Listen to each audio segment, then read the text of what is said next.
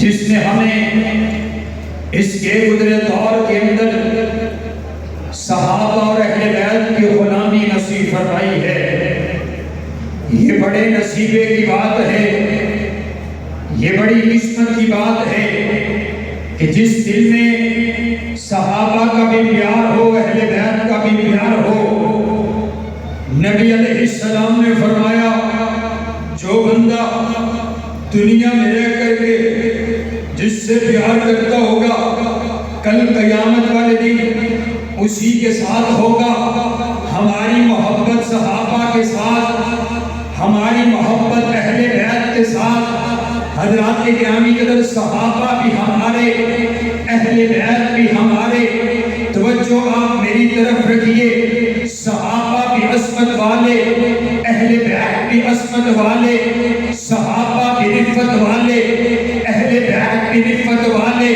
صحابہ بھی بلند ہیں، پیغمبر کے اہل بیت بھی بلند ہیں، صحابہ بھی اعلیٰ ہیں، پیغمبر کے اہل بیت بھی اعلیٰ ہیں، پیغمبر کے صحابہ بھی عرفہ ہیں، پیغمبر کے صحابہ بھی عرفہ ہیں، پیغمبر کے اہل بیت بھی عرفہ ہیں، پیغمبر کے صحابہ بھی کامیاب ہیں، پیغمبر کے اہل بیت بھی کامیاب ہیں، پیغمبر کے صحابہ بھی اقوا ہیں، پیغمبر کے اہل بیت بھی اقوا ہیں، پیغمبر کے صحابہ بھی منور ہیں، پیغمبر کے اہل بیت بھی منور ہیں، پیغمبر کے صحابہ بھی معطر ہیں، پیغمبر کے اہل بیت بھی معطر ہیں، پیغمبر کے صحابہ بھی نمازی ہیں، پیغمبر کے اہل بیت بھی نمازی ہیں، پیغمبر کے صحابہ بھی سجدے والے، پیغمبر کے اہل بیت بھی سجدوں والے، پیغمبر کے صحابہ بھی دعاؤں والے، پیغمبر کے اہل بیت بھی دعاؤں والے، پیغمبر کے صحابہ بھی رفت والے،